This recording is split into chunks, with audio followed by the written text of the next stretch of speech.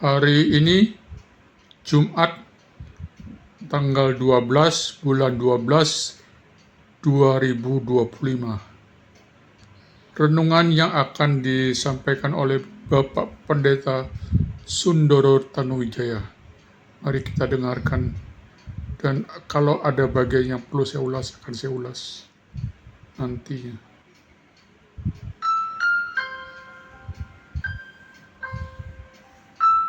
Renungan kita hari ini 12 Desember. Pembacaan firman Tuhan diambil dari Yohanes 6. Injil Yohanes 6 ayat yang ke-37. Demikian bunyi firman Tuhan. Semua yang diberikan Bapa kepadaku akan datang kepadaku. Dan barang siapa datang kepadaku, ia tidak akan kubuang. Tatkala satu jiwa bertobat, hal itu terjadi karena kesepakatan ketiga pribadi di dalam Tritunggal. Ini adalah satu peristiwa yang luar biasa. Saat hati ditarik mendekat kepada Kristus, ada suatu dewan khusus bersidang.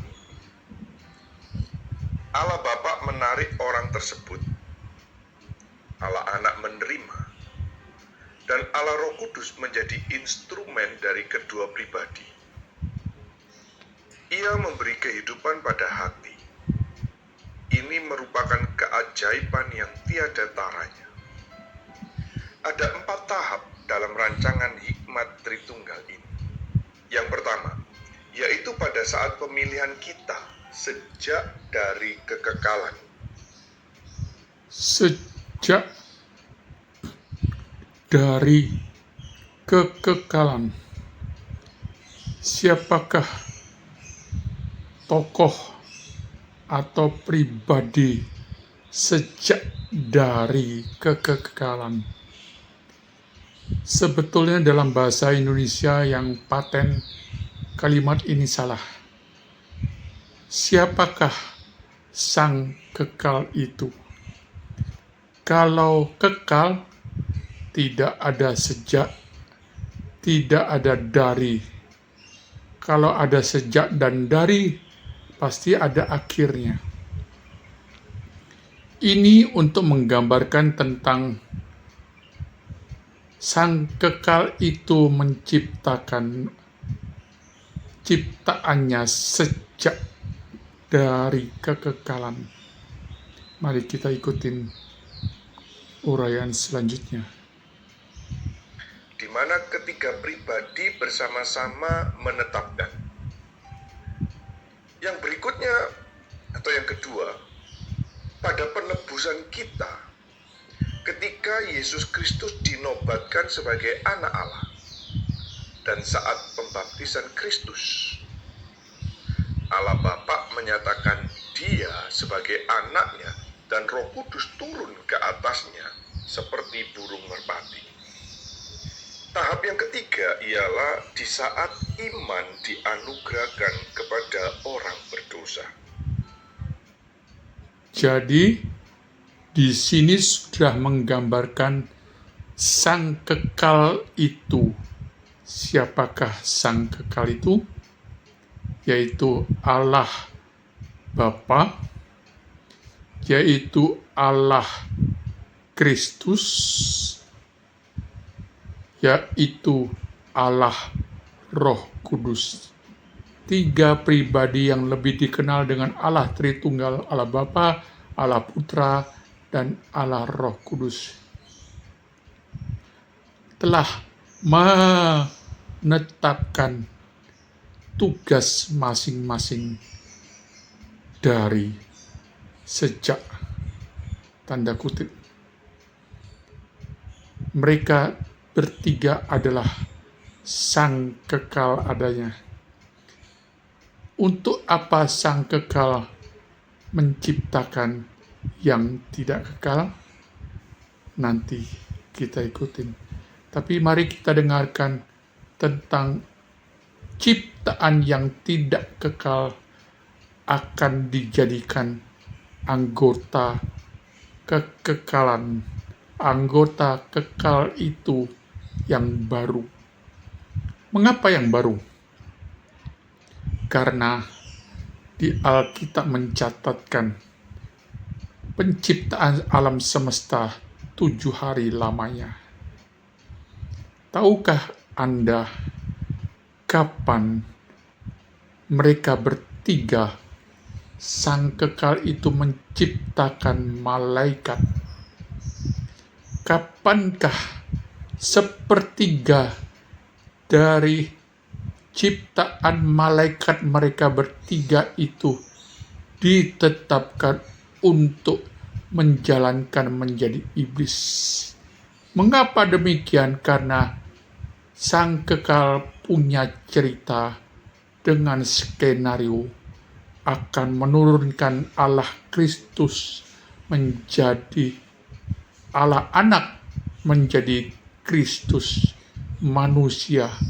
Kristus adalah juru selamat. Mari kita simak dulu renungan lebih lanjut dari Bapak Pendeta Sundoro Tanuwijaya. Dulu dia merintis Garam Bali. Hari ini dia sudah melayani di sebuah sinode menjadi pendeta. Saya kurang memahami. Mari kita dengar renungan harian yang setiap hari dibagikan kepada saya. Dan saya membagikan kepada grup Kristen saya. Jika ada teman-teman yang mendengarkan ini dan mau dibagikan setiap hari, silakan WA kepada saya. ELIA spasi HARIJANTO Elia Haryanto, WhatsApp 0815 5800 1209. Bisa juga di WhatsApp 0895 1970 9702. Ada 2 WhatsApp, 0815 5800 1209 atau di 0895 1970 9702. Kita lanjutkan renungan hari Jumat tanggal 12 bulan 12 tahun 2025. Angka yang bagus untuk 12. Yang keempat, yang terakhir, pada pertemuan di surga tatkala ketiga pribadi Allah Tritunggal akan menetap selamanya di dalam orang percaya. Jiwa orang-orang percaya telah diberikan kepada Kristus sejak kekekalan. Tatkala kita percaya, Allah Bapa bangkit berdiri di surga, sebagaimana kiranya boleh dilukiskan demikian oleh penulis dan berkata, "Anak, di seberang sana ada satu jiwa yang telah aku berikan kepadamu sejak kekekalan, yang untuknya engkau telah mati di kayu salib. Sekarang, inilah saatnya untuk menyatakan kemurahan kepadanya. Ambillah dan jadikan dia milikmu. Dan sekarang milikilah dia secara nyata." Allah Bapa seakan-akan berbisik ke dalam hati pendosa dan mendesak dia untuk datang kepada Kristus. Hal ini bisa saja terjadi ketika kita sedang berada di tengah-tengah keramaian atau di rumah ketika kita sedang meratapi kondisi keterhilangan kita. Dan Allah Bapa memanggil. Kita datang kepada Allah Bapa melalui Allah Anak, dipimpin oleh Allah Roh Kudus. Dengan demikian kita datang untuk bersekutu dengan ketiga pribadi Tritunggal. Allah Bapa dengan providensianya yang tersembunyi menetapkan waktu dan tempat, dan Roh Kudus menarik kita mendekat kepada Yesus Kristus. Ini bukanlah perkara yang ringan. Jangan berpikir kita dapat percaya dan bertobat semau sendiri. Taatilah segera ketika Roh Kudus menggerakkan kita, dan muliakanlah anugerah cuma-cuma Allah yang memanggil kita. Tulisan daripada Thomas Goodwin yang hidup 1680.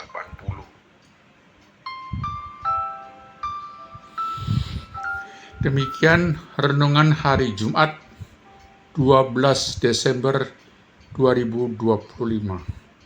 Saya akan mengulas bagian terakhir, bahwa mereka sang kekal itu telah berunding, bahwa ada satu jiwa yang dibisikkan oleh Allah Bapa dalam hati pendosa itu untuk sang anak melakukan penyelamatan yang dikerjakan dalam diri Kristus, yang akhirnya sang Allah Roh Kudus yang membuka jalan pertobatan kepada orang pendosa itu untuk bersama-sama dengan sang kekal. Kapankah manusia pilihan ditetapkan Allah? Bukankah dalam catatan yang disajikan tadi bahwa orang pilihan Allah sudah ada sejak kekekalan? Artinya bukan kita yang mau bertobat, tetapi kita ditarik oleh Allah Bapa kepada Allah Anak, yaitu Kristus, untuk percaya kepadanya. Dan ini disebut only by grace. Karya penyelamatan itu bukan karena semata-mata karena kita yang punya kehendak bebas, aku mau menerima Kristus. Manusia yang sudah jatuh dalam dosa tidak punya kecenderungan untuk menerima Kristus. Kecenderungannya dosa, dosa, dosa, dan dosa. Hanya pekerjaan anugerah Allah Roh Kudus saja yang tercatat di dalam Filipi 2 ayat 12. Kerjakanlah keselamatanmu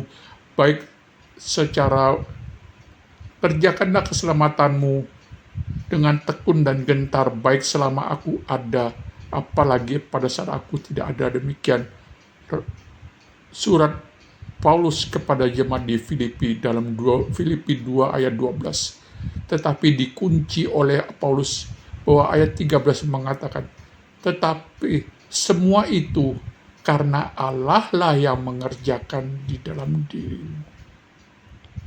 Jadi, karya keselamatan kekekalan tidak mungkin gagal karena sudah dirancangkan sejak kekekalan sang kekal adanya. Sampai jumpa, Tuhan Yesus memberkati. Shalom, selamat pagi. Hari ini Sabtu 13 Desember 2025. Mari kita dengarkan renungan yang disampaikan oleh Bapak Pendeta Sundoro Tanuwijaya.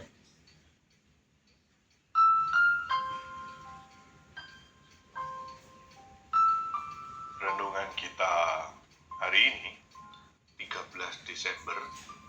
Pembacaan firman Tuhan diambil dari Kejadian yang pertama ayat yang ke-26. Kejadian yang pertama ayat 26. Demikian bunyi firman Tuhan. Berfirmanlah Allah, baiklah kita menjadikan manusia menurut gambar dan rupa kita, supaya mereka berkuasa atas ikan-ikan di laut dan burung-burung di udara, dan atas ternak, dan atas seluruh bumi, dan atas segala binatang yang melata, yang merayap di bumi. Allah menciptakan manusia dalam keadaan tanpa dosa, selaras dengan naturnya Allah sendiri.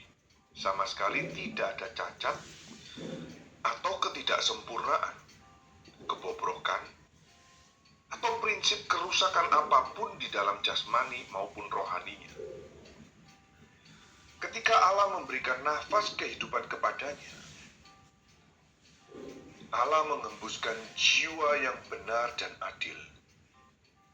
Jiwa Adam dibentuk dengan semua kemampuan dan kekuatannya yang sejalan dengan hukum moral Allah.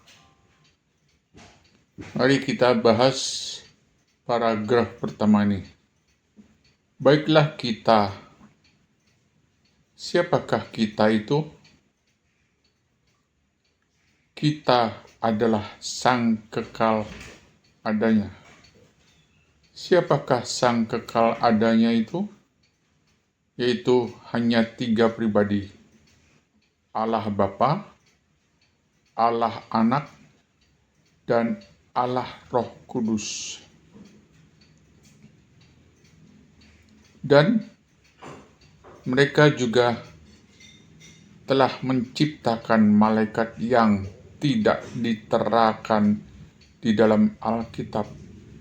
Kapan penciptaan malaikat yang akhirnya sepertiga dari malaikat itu diberi tugas menjadi setan untuk menjalankan skenario kekalnya, yaitu menjadikan Allah Anak tidak hanya tunggal saja, tetapi banyak anak-anak di sorga nantinya.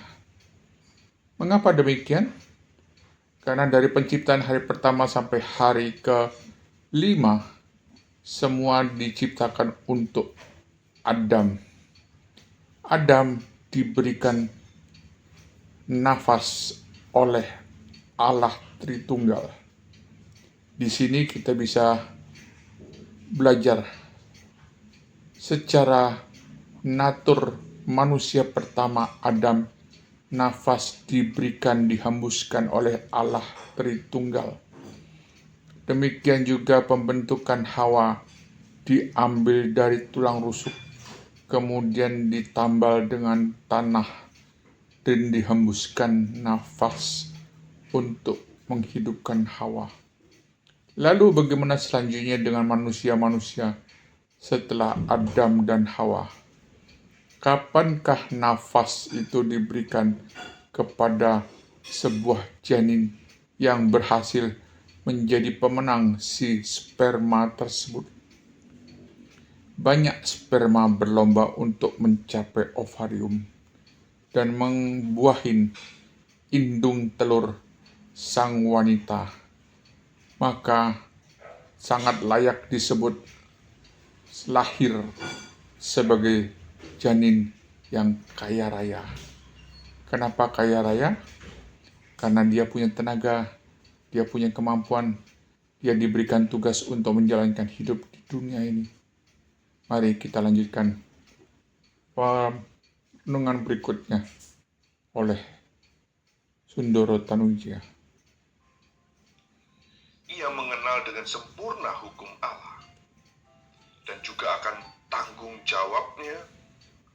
Kehendak Adam sesuai dengan kehendak Allah di dalam segala hal dan secara natural condong kepada Allah dan kebajikan. Hukum Allah tertulis di dalam hatinya.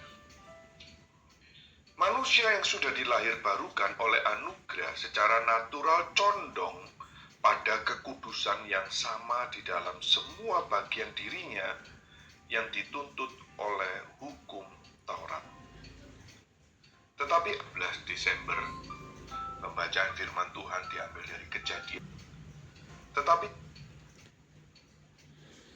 di sini menjelaskan bagaimana kecenderungan seorang Adam yang belum tercemar oleh dosa, maka seluruh hukum moral Allah ada dalam kecenderungan dirinya.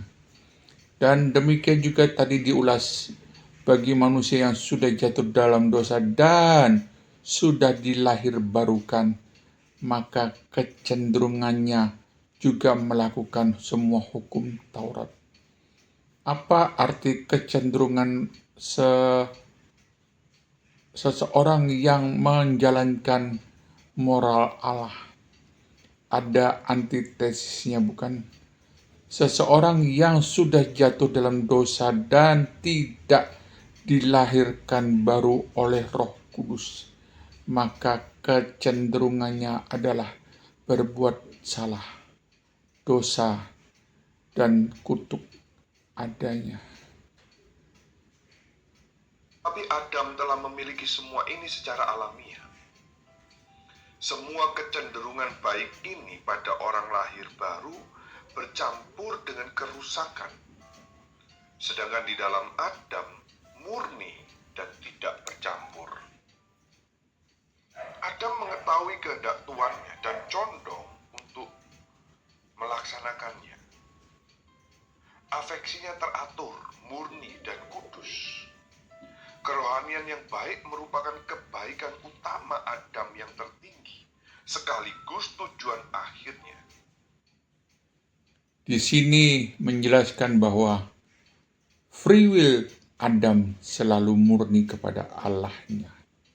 Semua kecondongan hati Adam untuk menjalankan apa yang Allah mau tetapkan dia lakukan karena tidak ada dosa sama sekali.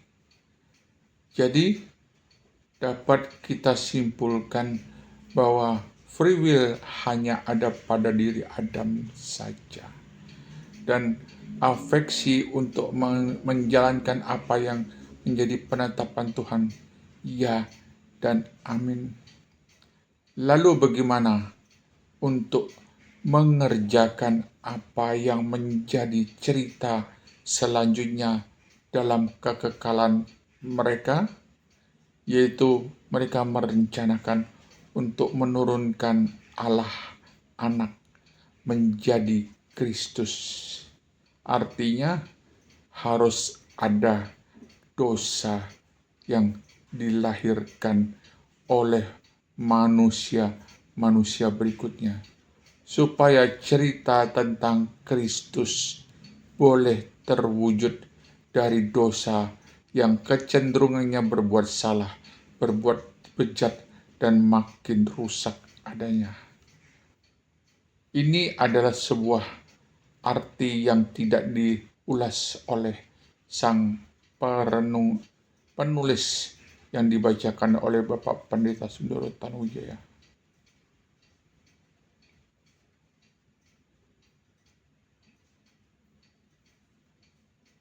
Ia bebas dari tingkah laku yang salah dan gangguan emosi.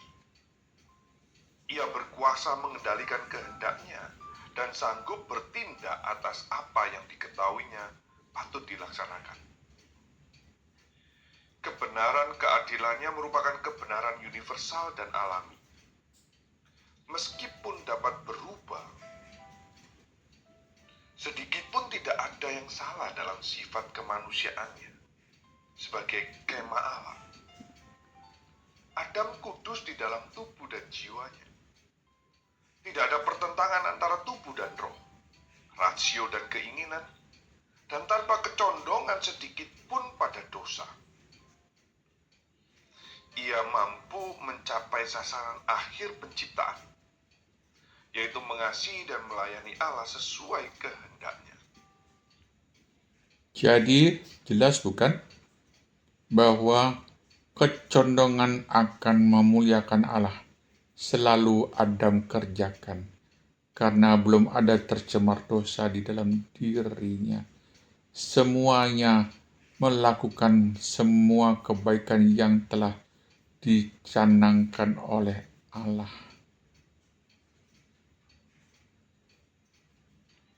Ia berada dalam keadaan bahagia, tanpa kepalsuan, dan tidak bermain mata dengan kenajisan. Di sini sinkron antara pikiran, perkataan, dan perbuatan. Tidak terjadi konflik dalam diri Adam pertama. Jadi, jika kita punya konflik dalam diri kita sendiri, maka itu adalah kecenderungan dari dosa. Ia bersinar dengan cemerlang sebagai gambar Allah. Ia memiliki kemampuan menerapkan hukum secara sempurna. Tetapi ia telah kehilangan kemampuan itu akibat kesalahannya sendiri. Perhatikan kewajiban-kewajiban tak terhingga kita, yang sekarang kita serahkan kepada Kristus yang telah membeli kebebasan kita dengan darahnya yang mahal, dan yang dengan cuma-cuma menawarkan jaminan kekal yang mustahil hilang lagi. Tulisan daripada Thomas Boston yang hidup 1676, hingga 1732.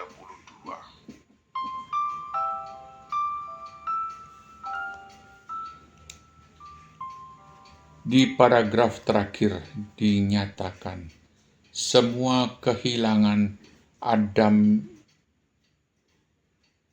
sifat-sifat pertamanya akan dikembalikan oleh Kristus, dan jika sudah dikembalikan oleh Kristus dalam diri seseorang, tidak mungkin kehilangan lagi. Kristus adalah juru selamat orang yang dia pilih. Demikian teman, perenungan hari tanggal 13 hari Sabtu. Tuhan Yesus memberkati. Shalom. Hari ini Minggu tanggal 14 Desember 2025. Mari kita dengarkan perenungan yang dibawakan oleh Bapak Pendeta Sundoro Tanuwijaya.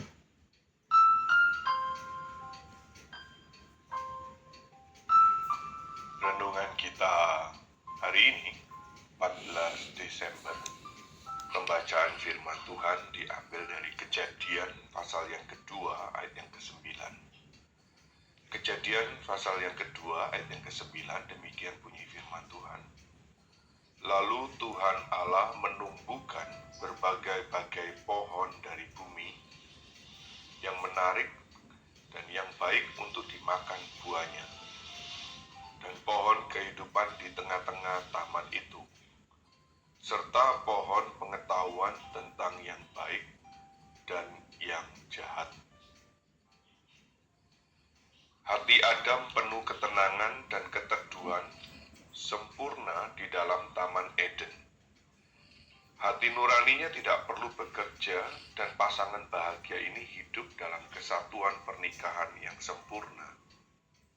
Mereka tidak mungkin terpapar penyakit atau rasa sakit, dan memiliki kehidupan dengan kegembiraan murni dan kesenangan sejati. Hikmat dan pengetahuan menyenangkan jiwa mereka.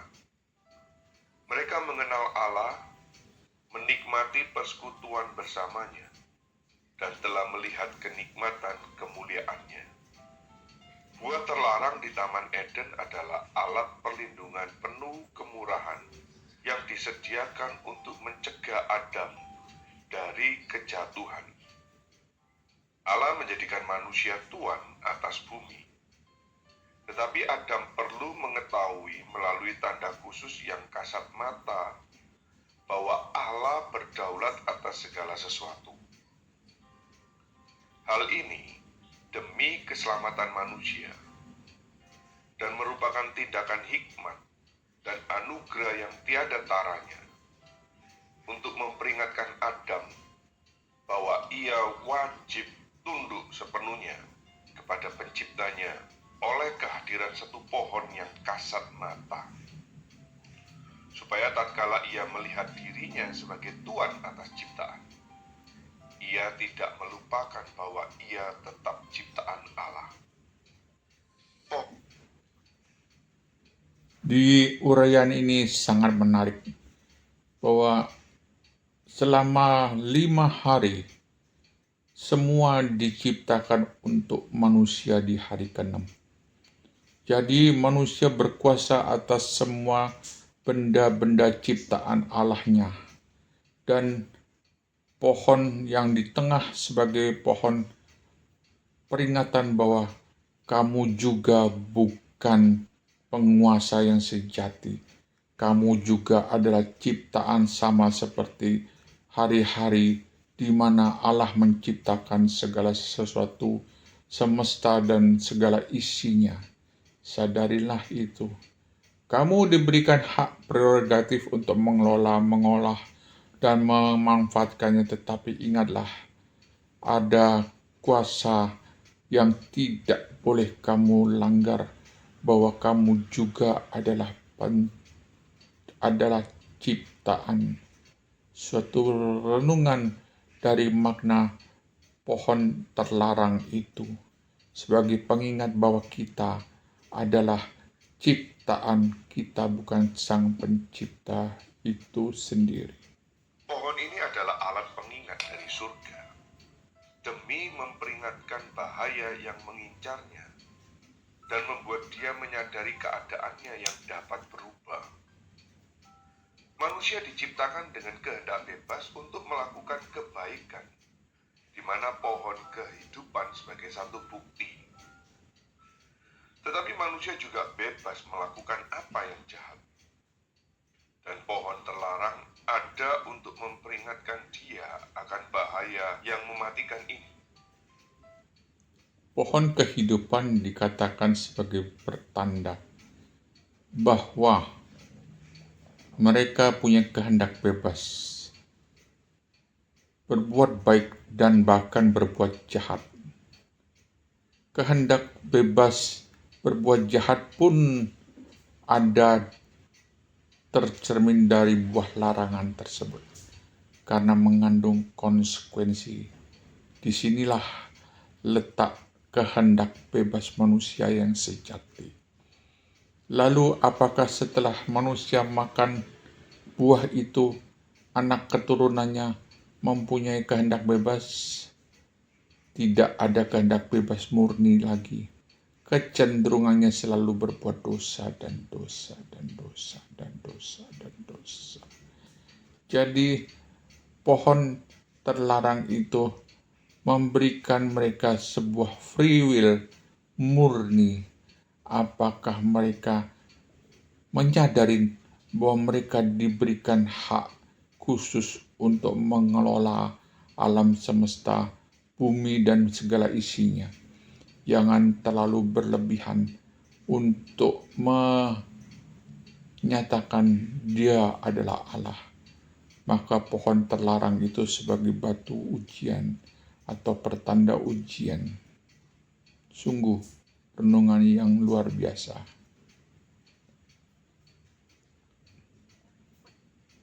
Adam menerima peringatan terus-menerus untuk melawan kejahatan.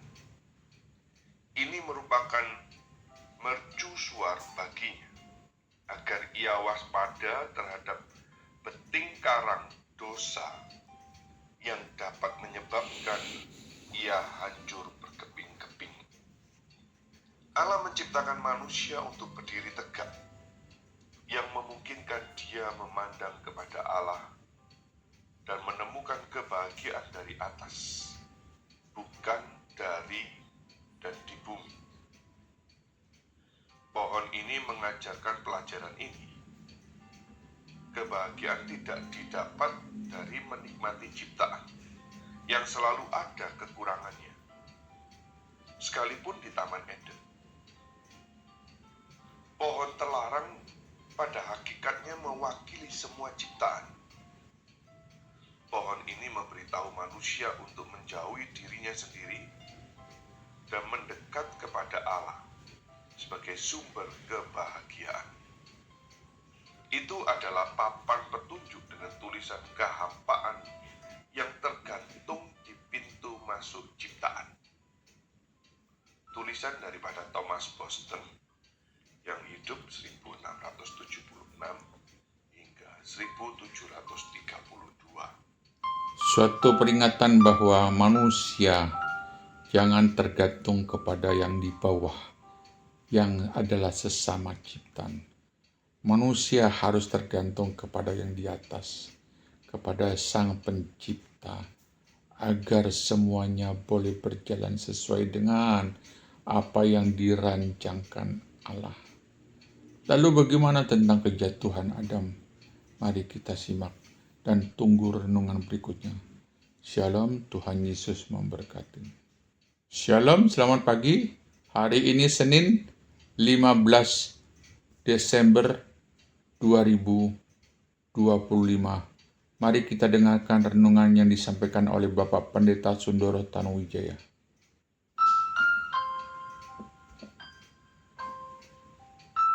Renungan kita hari ini 15 Desember.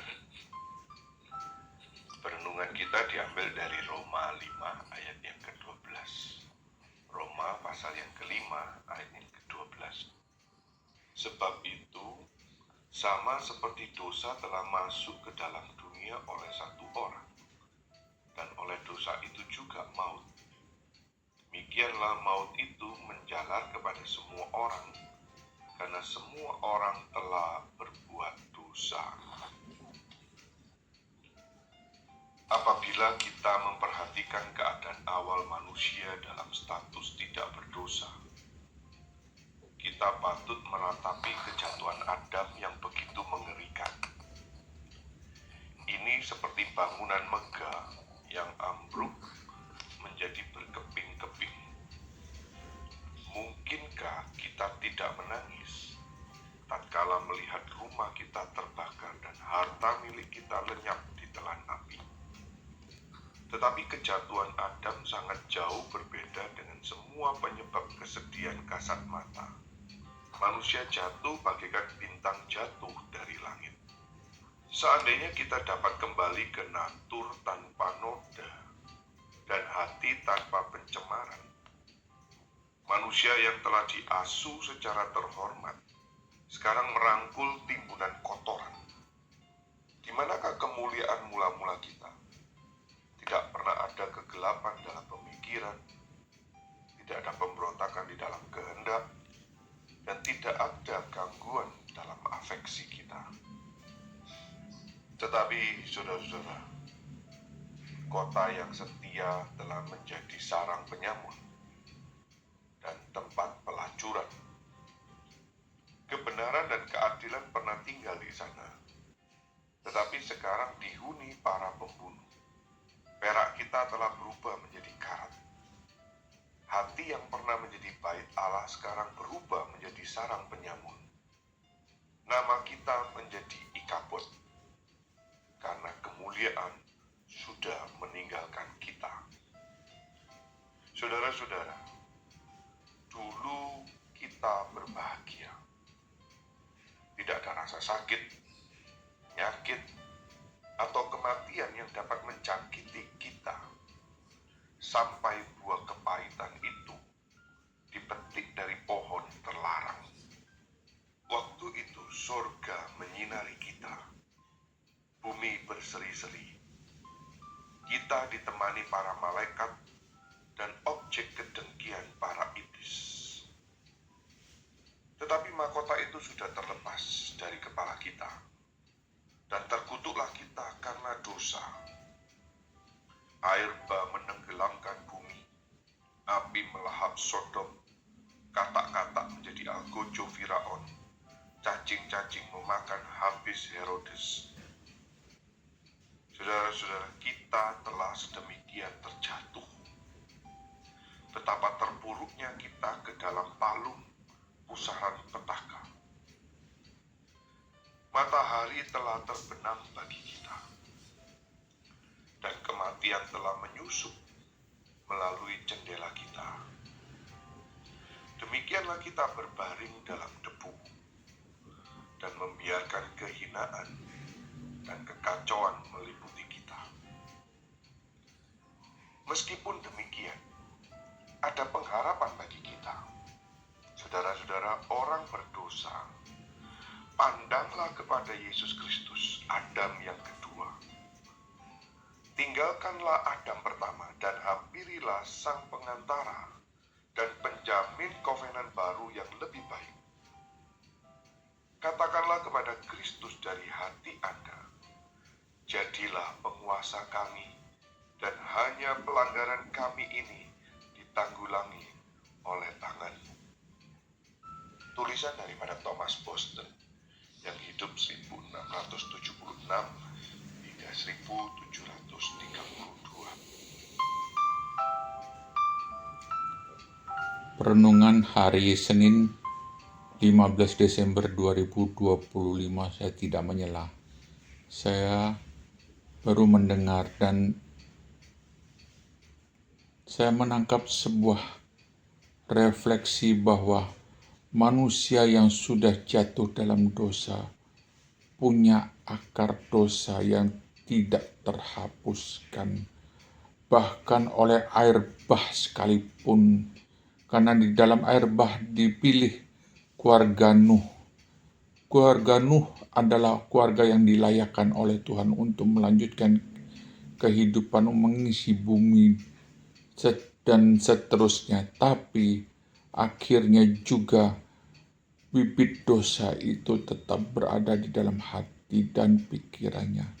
Maka kejatuhan demi kejatuhan, walaupun sudah disapu dengan air bah sekalipun, Sodom Gomora dimusnahkan, dan kemudian setelah itu ada kota baru lagi yang juga tetap melakukan dosa. Tetapi semua itu bisa ditanggulangin oleh Sang Kristus sebagai Adam yang kedua, sebagai seorang yang menggantikan nyawa manusia, satu manusia untuk semua manusia, satu roh manusia Adam, yang kedua yaitu Kristus untuk semua roh manusia yang dipilihnya menjadi anak-anak Allah dalam kekekalan nantinya. Demikian perenungan hari ini, sungguh memberikan kekuatan kepada kita. Ada satu pengharapan bahwa kita sering jatuh karena kita dikuasai oleh dosa. Berpautlah kepada yang di atas, jangan berpaut kepada di bawah pohon terlarang itu. Jangan melihat ke bawah, lihatlah ke atas kepada Adam yang kedua, maka kita beroleh kebahagiaan dengan harapan yang pasti terwujud. Maka damai sejahtera Kristus melebihi akal budi kita akan mewarnai kehidupan kita sampai kita dipanggil pulang oleh Tuhan. Demikian perenungan hari Senin 15 Desember 2025. Sampai jumpa, Tuhan Yesus memberkati. Shalom, selamat pagi. Hari ini Selasa 16 Desember 2025. Mari kita dengarkan renungan harian dari seorang penulis yang dibacakan oleh Bapak Pendeta Sundoro Tanuwijaya.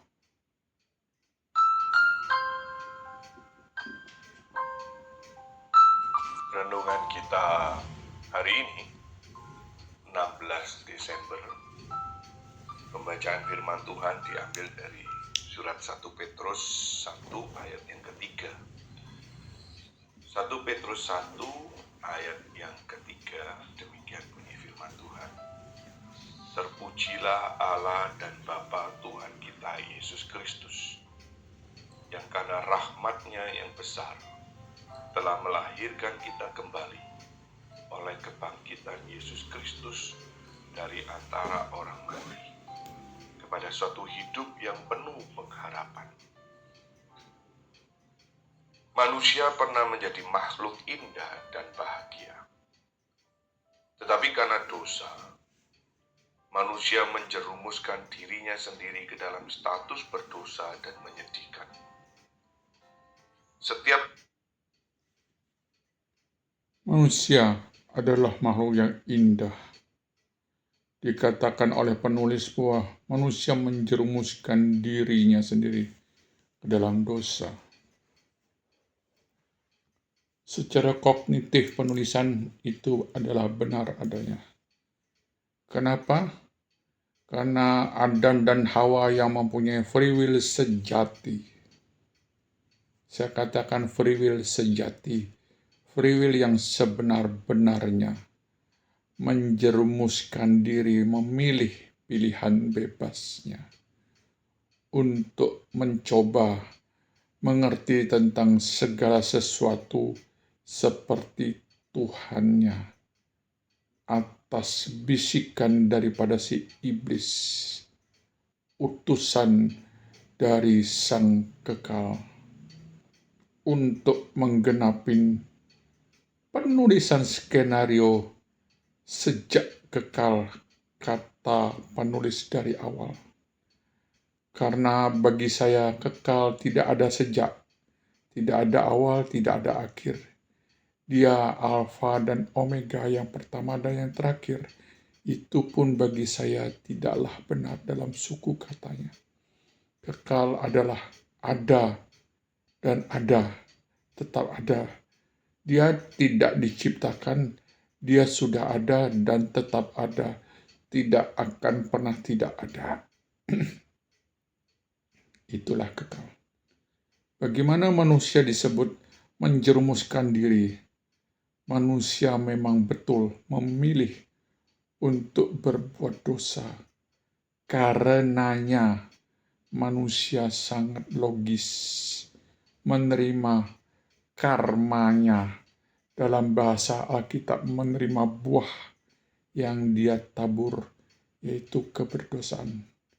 Maka sakit, sengsara, salin dalam sakit, bersalin, dan segala sesuatu harus mengais dari tanah, dari udara, dari alam semesta, bersusah payah untuk mendapatkan sesuatu. Itu adalah buah dari taburan si pengambil keputusan awal, yaitu Adam dan Hawa.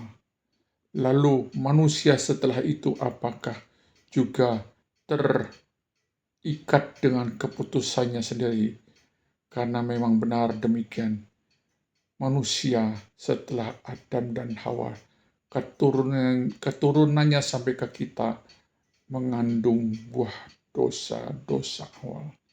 Kecenderungannya kita berbuat dosa, berbuat dengan kesadaran kita akan keberdosaan itu kita lakukan dengan pilihan kita. Kita tidak bisa memilih untuk tidak berbuat dosa, kecuali karena anugerah saja, maka kita bisa tidak berbuat dosa. Mari kita lanjutkan renungan hari ini. Setiap keinginan hatinya senantiasa jahat belaka. Pikiran dan kehendaknya telah tercemari.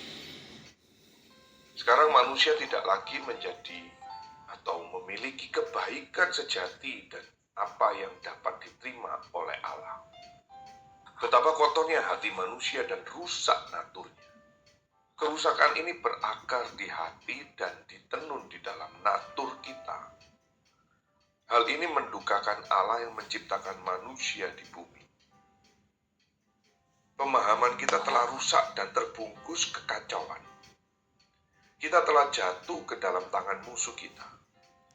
Kehendak kita sekarang berubah menjadi pengkhianat dan diperintah di bawah kekang iblis dan dikendalikan oleh kejahatan. Afeksi manusia sepenuhnya sudah kacau dan rusak.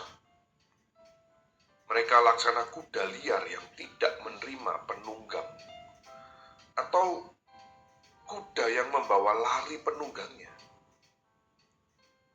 Hati adalah induk dari semua kejijikan dosa, yang mencintai apa yang seharusnya dibenci dan sebaliknya membenci apa yang sepatutnya dicintai. Ia telah menjadi tali 3 lapis yang melawan surga dan kekudusan. Tali yang tidak mudah diputuskan. Pemikiran buta, pemberontakan kehendak, dan kekacauan afeksi. Hati nurani menjadi rusak, dan tubuh fisik pun tercemar. Demikianlah kita melihat perlunya kelahiran baru dan perubahan natur secara menyeluruh. Menarik, dikatakan ada 3 tali. Ketemu lagi angka 3. Apakah kekang kuda itu 3 talinya? Saya belum mempelajarinya. Adalah sebuah tanda awas, tanda perlu diperhatikan, sebuah tanda perlu diselidikin. Angka 3, angka Alkitabiah. Tuhan Yesus berada di bumi 33 tahun baru memulai karya penyelamatannya selama 3 tahun. 3 tahun atau 3,5 tahun.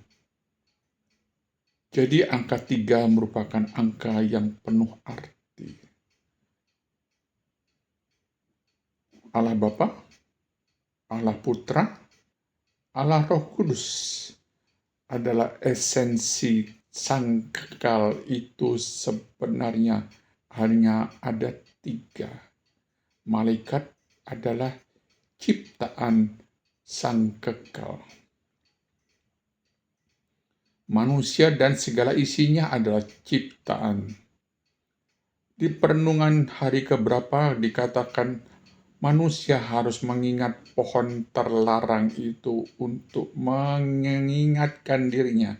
Hai manusia, kamu sama dengan pohon itu adalah ciptaan. Janganlah kamu menyamai sang pencipta pohon itu sehingga engkau berpikir engkau bisa menyamai seperti pencipta pohon itu atas bisikan iblis. Adalah benar bisikan iblis dan rayuan iblis. Karena memang demikianlah tertulis dalam kitab yang dibuat oleh mereka bertiga. Ada kitab yang sudah tertulis di jam berapa, di waktu dunia kapan, di masa yang keberapa akan melahirkan apa, akan terjadi apa, dan akan masuk ke surga seperti apa, akan masuk neraka seperti apa. Sudah dituliskan dalam bahasa dunia, sudah ditakdirkan dalam bahasa dunia, sudah digariskan. Dalam bahasa Alkitab, nama-nama itu sudah dituliskan dalam kitab kehidupan. Penulisan itu adalah penulisan dalam kekekalan mereka bertiga. Kapan? Tidak tahu, karena kekal. Kekal, tidak ada awal, tidak ada akhir. Cuma, penulisan skenario itu akan terjadi sesuai dengan waktu yang diciptakan oleh sang kekal itu. Jadi, bahwa kita harus menyadari bahwa keberdosaan kita betul tanggung jawab kita. Kamu menabur, kamu menuai. Saya berbuat dosa, saya stroke, saya miskin, saya menderita, saya arogan, saya semena-mena. Tetapi semuanya itu seperti Paulus mengatakan dalam kitab kehidupan, dia sudah harus menjadi rasul Kristus. Kok bisa ya? Rasul Paulus menuliskan sejak dalam kandungan ibunya, dia sudah ditetapkan menjadi rasul Kristus. Kalau dia menjadi rasul Kristus, seharusnya dia tidak membunuh umat Kristen awal. Kalau dia harus menjadi rasul Kristus, seharusnya dia tahu jalan kehidupan dari dia remaja, pemuda, bersekolah Taurat, kitab para nabi, dan dia tahu bahwa nabi yang dia tunggu, Mesias yang tunggu adalah Yesus. Mengapa dia membunuh semua pengikut Kristus di awal dan menyatakan Kristus adalah penghujat Yahweh? Dapatkah kita berpikir secara sehat akal pikiran manusia sehat yang berdosa? Pikiran manusia sehat yang berdosa dapat berpikir bahwa itu adalah desain Allah, karena kita diberikan pencerahan only by grace. Hanya oleh karena kasih karunia kita dijadikan mengerti bagian itu. Dan Alkitab menuliskan sejak dalam kandungan, aku telah ditetapkan menjadi rasul Kristus. Kata pembunuh umat Kristen awal, yaitu Saulus, dan akhirnya harus menjadi Paulus. Mengapa ada perubahan nama? Nama memang boleh berubah sesuai dengan kebutuhan. Nama saya dilahirkan oleh mama saya, diberikan nama oleh papa saya Eliaharjanto,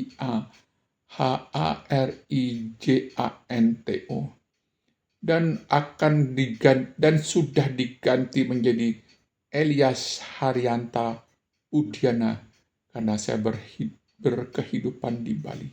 Maka nama Bali saya adalah Elias Haryanta Udiana. Kapankah nama Elias Haryanto Udiana akan bersinar? Belum tahu. Tapi proses pembuatan nama saya sudah melakukannya. Karena ada informasi dari Alkitab. Jangan panggil aku Naomi, karena sangat pahitlah hidupku waktu dia meninggalkan Israel dengan suami dan kedua putrinya. Dan dia kembali ke Israel setelah musim kemarau lewat. Dia kembali hanya dengan satu menantu kafirnya, yaitu Ruth, dan suaminya sudah mati, kedua anaknya mati, kedua menantunya mati. Sangat pahit hidupnya si Naomi ini.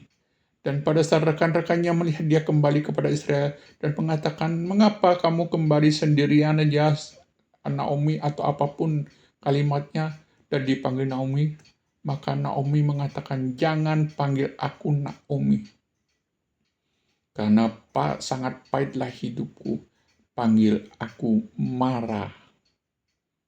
Nama berganti bukan? Di Alkitab menunjukkan, tidak mengajarkan, tidak menganjurkan, tapi menunjukkan ada perubahan nama. Demikian juga Musa. Dia akan disebut Musa sebagai orang yang membawa berita dari Allah.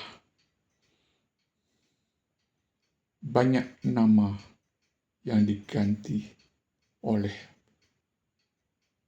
penulisan Alkitab, penulisan sejarah Alkitab. Mari kita berlanjut pada renungan berikutnya. Perbaikannya harus menjangkau setiap aspek manusia. Kelahiran baru memperbarui akal untuk pengetahuan, hati, dan afeksi untuk hidup kudus. Perubahan ini tidak mungkin dilakukan oleh usaha manusia, tapi oleh kuasa perkasa Roh Kudus. Ingatlah akan hari di mana Tuhan menuntun tangan kita. Saudara-saudara, apa gerangan yang menggerakkan Dia mengambil kita dan memerintahkan agar belenggu kita dilepaskan? Pujilah kasih-Nya yang tiada taranya, yang membebaskan kita dari hukuman murka. Ia telah membawa kita masuk ke dalam istana-Nya. Pada hari kita sepantasnya digiring untuk dihukum. Jadilah miliknya sepenuhnya dan jangan menganggap enteng dosa. Tulisan daripada Thomas Boston, hidup 1676 hingga 1732. Janganlah menganggap enteng dosa dengan berkata, kalau aku sudah ditetapkan berdosa, ya itu bukan salahku. Itu salahnya Tuhan yang menetapkan aku berdosa. Itu adalah maksud dari kalimat jangan mengentengkan dosa. Kenapa? Karena kita yang berbuat dosa, kita yang memilih berbuat dosa, maka kita akan menanggungnya. Jika kita yang memilih tapi tanpa kasih karunia Allah yang menghapuskan dosa kita, matilah kita dalam kekekalan. Kita adalah makhluk fana, tapi dalam akhir semuanya ini akan diberi jubah kemuliaan dan jubah kematian yang tidak pernah bisa habis, tidak pernah bisa musnah. Berhati-hatilah, jangan meremehkan dosa, jangan menganggap dosa itu adalah salahnya Tuhan. Karena Filipi 2 ayat 12 mengatakan, kerjakanlah keselamatanmu dengan takut dan gentar selagi aku masih ada, kata Rasul Paulus. Paulus lagi dan Paulus lagi dan Paulus lagi.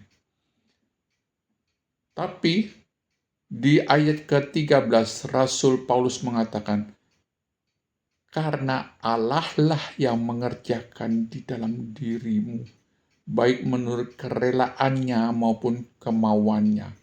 Jadi, Dia yang menggerakkan, Dia yang rela bahwa kita berbuat baik, maka Dia akan memampukan kita di dalam dirinya.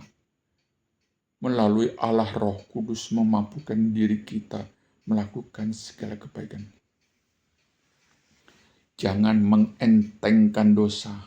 Karena kalau kamu mengentengkan dosa dan menganggap bahwa kamu tidak berdosa, karena itu adalah penetapan Tuhan, berarti kamu sudah mengentengkan dosa.